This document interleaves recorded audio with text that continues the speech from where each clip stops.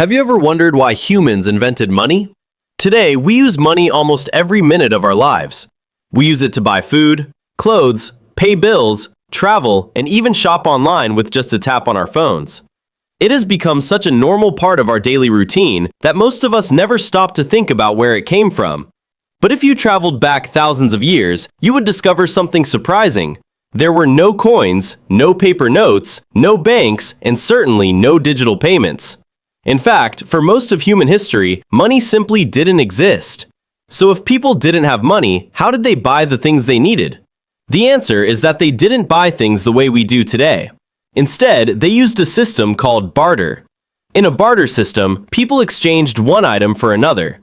Imagine you were a farmer who grew wheat, but you wanted fresh milk. You would visit someone who owned cows and offer some of your wheat in exchange for milk. If both of you agreed that the trade was fair, everyone was happy. However, as human populations grew and villages became larger, the barter system started causing serious problems. Imagine you have a basket full of apples, but you need a new pair of shoes. You visit the village shoemaker and offer him your apples. But the shoemaker doesn't want apples because he already has plenty. Instead, he needs fish. Now you have to find a fisherman who wants apples, trade your apples for fish, and then return to the shoemaker to exchange the fish for shoes. Suddenly, buying one simple item becomes a long and frustrating process. People soon realized they needed something that everyone would accept in exchange for goods. Different civilizations came up with different solutions. In some places, people used salt because everyone needed it to preserve food. In Africa and parts of Asia, cowrie shells became valuable because they were beautiful, rare, and easy to carry. In other regions, people used cattle as a symbol of wealth.